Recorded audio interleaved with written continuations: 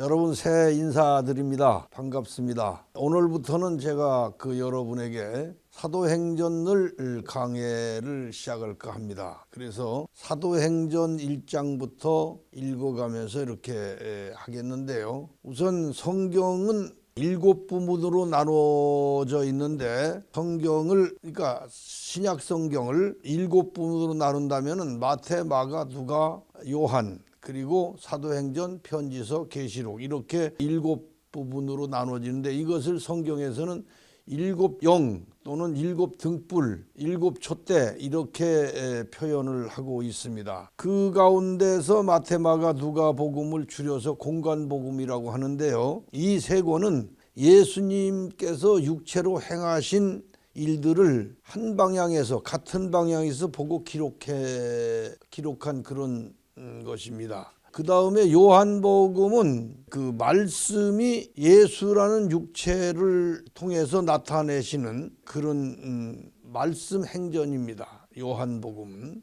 그러면 사도행전은 무엇이냐면 사도행전은 사도들을 통해서 행하여지는 성령의 역사로 베드로와 바울의 행적이 주로 기록된 책이 사도행전입니다. 계시록이라고 하는 것은 마지막 시대에 남은 무리를 통해서 행하여질 것을 열어서 보여준 그런 책이라 그렇게 말씀할 수가 있습니다. 이렇게 해서 신약 성경을 간추린 7부분으로 나누어서 말씀드릴 수가 있어요. 이 누가복음하고 사도행전은 초신자로 보이는 데오빌로라고 하는 높은 관직에 있는 그런 사람에게 누가가 복음을 이해시키려는 관점에서 1차, 2차로 써서 보낸 편지체로 기록된 책이다. 그렇게 말씀할 수가 있어요. 누가복음은 주후 64년쯤 쓰여졌다고 합니다. 마태복음은 유대교에 있다가 복음을 받고 나온 자들에게 맞도록 기록되어 있는 것이고 누가복음은 헬라 사람이 복음을 이해하기에 쉽도록 그렇게 쓰여진 책이 누가복음이다. 누가복음과 사도행전을 쓴 사람이 의사 출신인 누가이고 받은 이도 로마 시민권자로 높은 관직에 있었으나 본신은 헬라 사람이었던 데오빌로라는 사람에게 보내진 것입니다.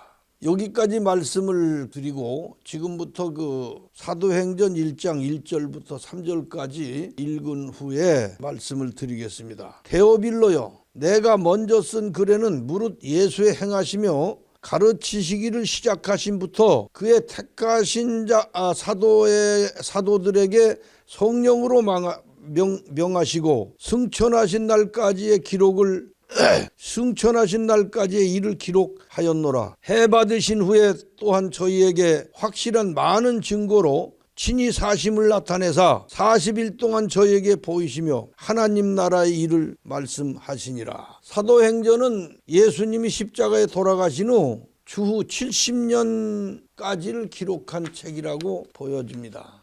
예수님께서 십자가에 죽으시고 사흘 만에 부활하셨습니다. 그리고 부활하셔가지고 곧바로 승천하신 것이 아니고 40일이라고 하는 긴 기간 동안을 지상에서 제자들에게 여러 번 나타나셔서 제자들이 해야 할 일을 말씀해 주시고 여러 가지 경고도 하시고 격려도 하시면서 예수님께서 40일이라고 하는 기간 동안이나 지상에 계시면서 여러 번 나타나시고 여러 번 또 제자들을 다시 가르치시고 다시 확신시켜 주시다가 40일 만에 승천하셨습니다. 4절 말씀을 읽겠습니다. 사도와 같이 모이사 저희에게 분부하여 가라사대 예루살렘을 떠나지 말고 내게 들은 바 아버지 약속하신 것을 기다리라. 예수님께서 사도와 같이 모이셨을 때 분부하여 말씀하시기를 예루살렘을 떠나지 말라고 하셨습니다. 왜 예루살렘을 떠나지 말라고 그랬냐면은 제자들이 다 하나같이 갈릴리 사람들이고 예루살렘에 사는 사람들은 거의 없었어요. 몇 사람에 불과하고 거의 다 모든 제자들이 다 예루살렘이 아닌 갈릴리 지역 또는 지방에 거처를 두고 있었습니다. 그러니까 예수님께서 승천하신 후에는 자기 집으로 다 각각 흩어져 돌아갈까 봐서 예루살렘을 떠나지 말고 기다리면은 하나님께서 약속하신 성령을 너희에게 부어주실 것이다. 그 날이 길지 않으니까 예루살렘에 그냥 머무르라고 가르치셨습니다. 그럼 그 제자들이 예루살렘에 어디 머무를 수가 있겠습니까? 결국은 마가의 집 큰 다락이 아주 엄청 큰 다락이 있었는데 그 다락에서 머무르면서 거기서 기다리고 있었다는 것입니다. 오늘날 이 말씀을 우리에게 적용한다면 하나님의 말씀을 떠나지 말고 성령이 임하실 때까지 기다리라 하는 그런 말씀입니다. 사도행전 1장 5절입니다. 요한은 물로 세례를 베풀었으나 너희는 몇 날이 못되어 성령으로 세례를 받으리라 하셨느니라. 요한이 준 물세례를 언급하셨어요. 물로 세례를 주었지만은 그 물세례로 끝나는 것이 아니라 이제 성령 세례가 남아있다. 그러니까 성령 세례를 받을 것이다. 성령으로 세례받는 것은 무엇인가? 또 물세례는 그 고린도전서 10장 2절에 이렇게 기록되었어요. 모세에게 속하여 다 구름과 바다에서 세례를 받고 그랬습니다. 이 말은 이스라엘 백성들이 광야로 나갈 길을 가로막고 있는 홍해를 건너야 하는데 홍해를 그냥 건너면 죽죠. 그러니까 하나님께서 홍해 바다를 갈라주시고 그 안으로 들어갔습니다. 그 안으로 들어가서 맨바닥 같은 길을 갈라진 홍해길을 건너서 건너편 그 언덕으로 올라왔을 때 그들은 바다에서 바닷물로 세례받은 것과 같은 것이다. 그런 뜻이죠. 그래서 이스라엘 사람들이 홍해를 건너므로써 비로소 애굽의 권세에서 확실하게 벗어난 것을 세례라고 그렇게 한 것입니다. 세상의 권세에서 벗어나 하나님 권세 아래로 들어가는 변화를 세례라고 한 것입니다. 요한의 물세례가 있어요. 바울이 가로되 사도행전 19장 33절서 4절까지 보면 바울이 가로되 그러면 너희가 무슨 세례를 받았느냐? 대답하되 요한의 세례로라. 바울이 가로되 요한이 회개의 세례를 베풀며 백성에게 말하되 내 뒤에 오시는 이를 믿으라 하였으니 이는 곧 예수라. 요한도 나는 물로 세례를 주거니와 내 뒤에 오시는 이는 그 성령으로 세례를 주실 것이다. 이렇게 말씀을 해놨어요. 나는 그의 신들매를 들기도 감당치 못할 만큼 그분하고 나하고는 비교할 수 없는 분이다. 그러니까 나는 물로 세례를 주는 그 정도의 사람이지만 그분은 물로 세례 주는 정도가 아니라 성령으로 세례를 주시는 그런 분이다. 이렇게 이미 말씀을 해놓으셨어요. 그래서 요한이 이스라엘 백성들에게 물로 세례를 주므로 기복신앙과 교권에 매여 있던 이스라엘 백성들이 거기서 벗어나 요한을 따르겠다고 탈바꿈한 그런 사건입니다. 그것이 물세례였어요. 요단강에서 물로 세례를 주던 요한의 일이었습니다. 그리고 세례가 세 번째로 있는데 예수 그리스도의 성령 세례가 요한복음 1장 33절에 기록되어 있습니다. 나도 그를 알지 못하였으나 나를 보내어 물로 세례를 주라 하신 그 이가 나에게 말씀하시되 성령이 내려서 누구 위에든지 머무르는 것을 보거든 그가 곧 성령으로 세례를 주는 이인 줄 알라 하셨기에 예수 그리스도께서는 우리에게 주시는 세례가 물세례 이런 게 아니고 성령 세례입니다. 성령 세례란 뭐냐 하면 인간의 본능에서 벗어나서 하나님의 본능으로 거듭나는 역사를 이루는 것을 성령 세례라 이렇게 말할 수가 있습니다. 세례가 네 번째로 있는데 다시 말하면 이제 그 네 번째가 이제 마지막 세례를 설명하는 것인데 첫째는 모세의 바닷물 세례가 있었죠. 세상의 권세 바로의 권세에서 벗어나서 빠져나온 것을 표현한 거. 그 다음에 두 번째로 요한의 물세례가 있었죠. 기복의 권세 버리고 요한에게 나온 것을 표현한 거. 그 다음에 예수님께서 성령 세례를 주신다고 하셨죠. 그 다음에 네 번째는 예수님이 주시는 불세례가 있어요. 마태복음 3장 11절에 보면 그는 성령과 불로 너희에게 세례를 주실 것이요 그랬어요. 불세례라고 하는 것은 은사를 행할 수 있는 그런 세례입니다. 예수 믿는 사람이 아무것도 할 수 없는 입장에서 전도하고 전도하고 그 마귀의 권세와 싸울 수 없기 때문에 하나님께서 특별한 권세를 내려주시는데 권세가 불세례입니다. 그래서 능력 행사자로 거듭나는 그런 사람을 만들어 주시는 것이 불세례입니다. 마가의 다락방에서 베푼 세례는 두 가지로 나타났어요. 하나는 성령 세례고 또 하나는 불세례였다는 사실입니다. 불세례는 시대 그 당시에 핍박이 극심했던 그런 때에 복음을 받은 그 성도들에게 위축되지 않도록 마귀와 접전할 때 싸워서 대적할 수 있는 능력을 가지도록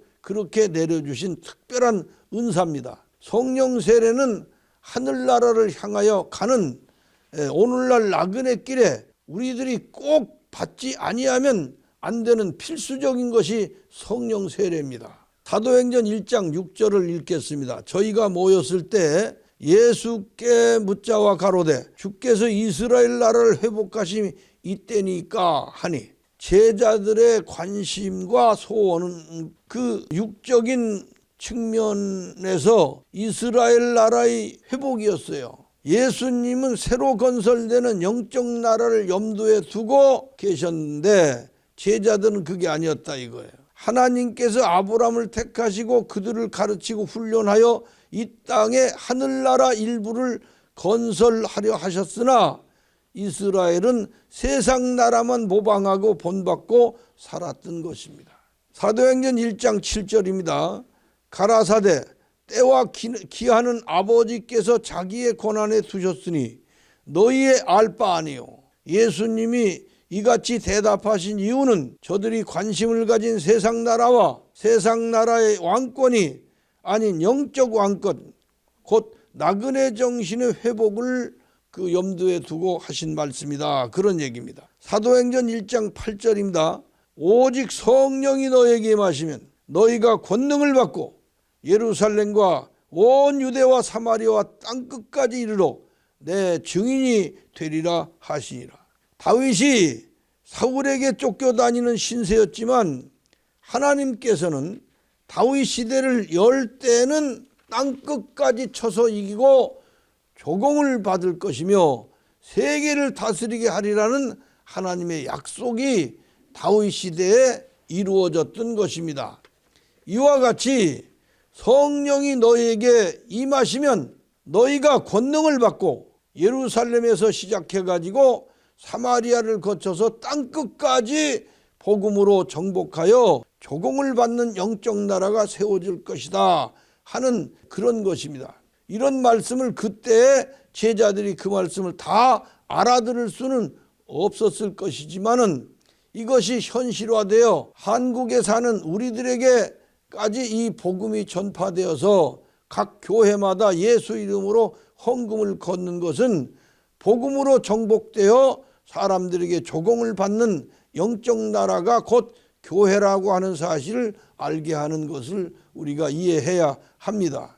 그러니까 교회에 바치는 헌금, 하나님 나라를 위해서 사용되도록 드리는 이 모든 헌금이 예수 나라를 세우기 위한 조공이다. 이렇게 이해를 하면 되는 것입니다. 사도행전 1장 9절 말씀입니다. 이 말씀을 마치시고 저희 보는 데서 올리어 가시니 구름이 저를 가리워 보이지 않게 하더라. 이렇게 말씀하신 후에 이 말씀을 끝으로 제자들이 지켜보는 가운데서 예수님께서는 올리어 가시니 구름이 저를 가리워 보이지 않게 되었다. 그런 얘기입니다. 그 이사야서 19장 1절에서도 구름 타고 오신 초림 예수라고 했거든요. 보라 여호와께서 빠른 구름을 타고 애굽에 임하시리니 그렇게 말씀하셨는데 이 애굽에 임하신다고 하니까 여호와께서 애굽에 내리신 줄 알지만은 애굽이나 소돔이라고 하는 것은 영적으로 예루살렘을 말하고 있습니다. 계시록 21장 8절에 저희 시체가 큰 성길에 있으니 그 성은 영적으로 하면 소돔이라고도 하고 애굽이라고 하니 곧 저희 주께서 십자가에 못 박힌 곳이니라. 이제서 이해가 되시죠? 애굽이나 소돔이나 이런 것은 영적으로 예루살렘을 의미한 것이다. 문자적인 성경 말씀도 구름을 타고 오신 것입니다. 그런데 여기서 또 예수님이 하늘로 들려 올라가실 때도 구름을 타고 가셨다. 구름을 타고 하늘로 들여 올라가셨다. 그렇게 표현했습니다. 사도행전 1장 10절 말씀입니다. 올라가실 때 제자들이 자세히 하늘을 쳐다보고 있는데 흰옷 입은 두 사람이 저희 곁에 서서 그랬습니다. 선생님을 잃어버린 제자들이 넋을 잃고 있었는데 흰옷 입은 두 사람이 저희 곁에서 말하기를 갈릴리 사람들아 어찌하여 서서 하늘을 쳐다보느냐? 너희 가운데서 하늘로 올리우신 이 예수는 하늘로 가심을 본 그대로 오시리라. 구름을 타고 가신 그대로 구름 타고 오시리라. 그런 그 구름이 무엇입니까, 여러분? 구름이 지금 우리가 육체의 눈으로 바라보는 하늘에 둥둥 떠가는 구름인 줄 알지만 구름은 육체를 의미합니다. 육체.